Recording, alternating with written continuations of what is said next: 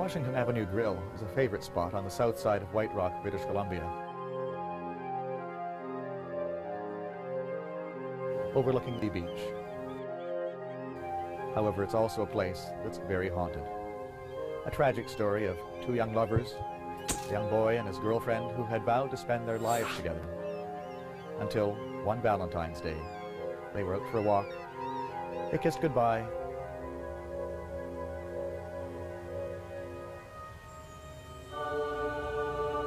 and she stepped out into the street, and then was killed almost instantly when she was hit by a car.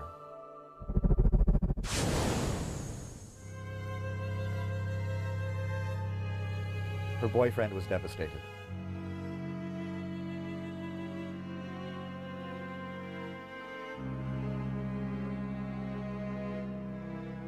Just a few days later, nobody knew it at the time, but he committed suicide by walking out into the ocean. They didn't know until his body washed ashore a few days later.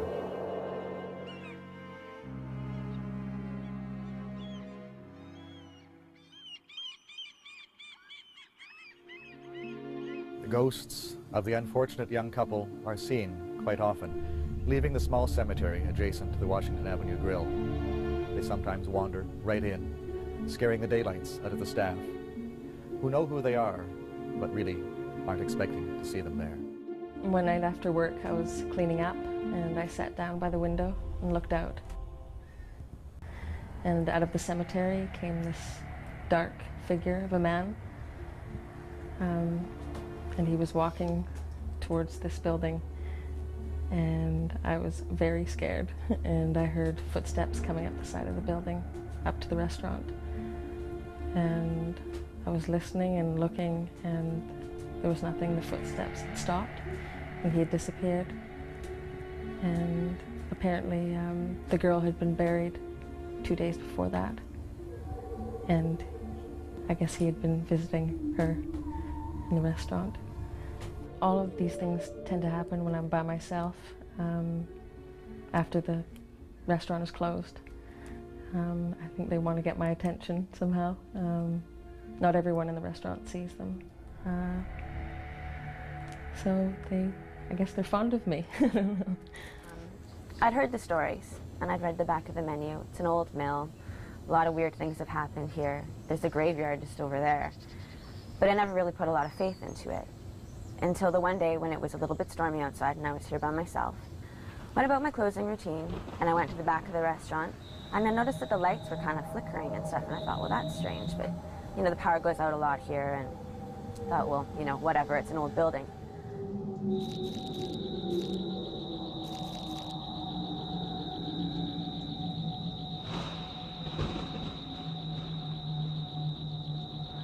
And I noticed that the lights in the bathroom were just flickering like crazy. And I thought, well, maybe that was my friends, you know, maybe somebody's playing a joke on me, so I went in to check it out. And I walked into the bathroom, I checked both of the stalls, which are along the one side. And as I turned around and I looked in the mirror, there was a reflection, and the reflection wasn't mine. And so I just ran. I ran straight down the stairs, and as I was running down the stairs, the lights were still flickering. I ran out, I closed the door. I didn't set the alarm that night. I just walked out into the parking lot, and as I was sitting in my truck and I looked up, all the lights from the whole restaurant were just going off and on and off and on. It was really scary. I didn't want to ever have that happen to me again. I quit. It's too creepy to be here by yourself. My name's Patrick Clancy. I was a waiter here at the Washington Avenue Grill around 3 years ago. The staff and I were relaxing after work one night when we closed the restaurant down, and we were witnesses to an apparition that came and visited us one night. We were basically sitting around a table, and we heard some noises off to our right. We all turned around to see what was causing the noises. It was an apparition of a young girl. The three staff members that had been sitting with me, they got up and left because they were scared.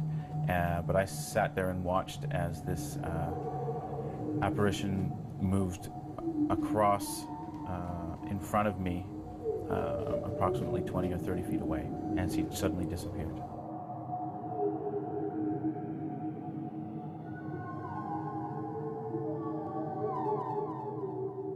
my husband and I came to dinner here, and we were sitting in the central part of the restaurant when the waiter came across, and he was giving us the specials for the evening,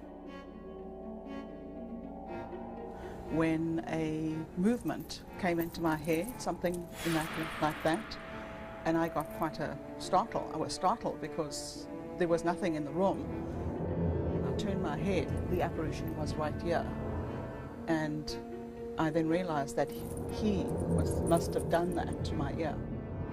And the waiter then got all excited, and he went away and brought back a pamphlet that the Washington Avenue Grill had printed, explaining that there was a gentleman who made his appearance every now and again, and that people had seen him. I have no idea if that was him or not. I just know what I saw and what I felt. In December of last year, and we were having a Christmas party at the Washington Avenue Grill. For a period of time during that evening, an apparition, I don't know if it's the same person or not. Later on in the evening when I looked, he was gone. I didn't see him again. One night I was closing up by myself late at night, and I saw a man walk across the room and turn around the corner, and I went to go follow him, and no one was there. He had disappeared.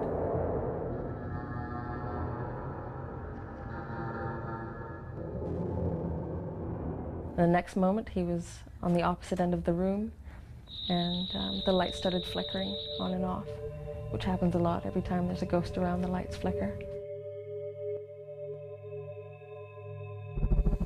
I'm Kim. I've been working here for about 3 years now, and I don't know that I've ever actually seen the ghost, but I've definitely felt him, like he's actually touched me.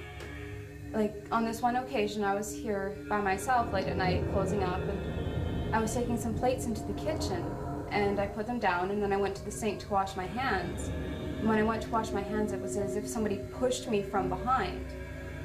So I turned around, but there was nobody there. But I could feel as if somebody was still standing there watching me. I just couldn't see him.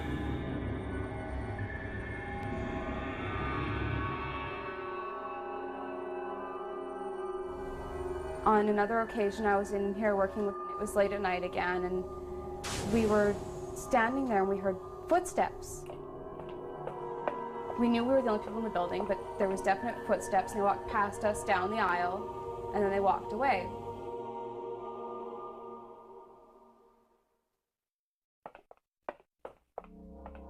And we both looked at each other, and as I said, "What was that?" As soon as I said that, somebody swept all the dishes that were off the table onto the floor, just totally cleared the table. And then it was dead silence again. Neither of us could explain what it was. These two experiences I've just spoken about were frightening. They were my first couple of experiences, and then after that, again, I would hear some other noises, or the lights would flicker, things like that, but I sort of got used to it, and it just sort of became part of working here, having this ghost around. Well, you got all the elements you need here to have a situation that's going to produce ghost experiences for people. You got a very interesting, almost romantic story of two teenagers who die close to the building, and I'm sure over time this takes on all the features of an urban legend. Probably the details themselves become changed over time. Who knows what the original story was? But nonetheless, you've got a building there where people go with the expectation that there might be something strange going on. And this sets suggestibility afoot, and of course anything that seems strange is going to be interpreted in terms of this legend, this story about the deaths. And then given what human suggestibility does, we come to interpret not necessarily strange events, but odd sounds, odd sights as signs of ghosts. People wonder why restaurants are so haunted. One of the reasons, perhaps, is that people believe that ghosts occur when there's been a concentration of energy. Over a long period of time, many, many people leave their energy imprints. If it's a single house, there haven't been that many people there. But in a restaurant, lots of people come and go. And inevitably, some of their energy remains behind.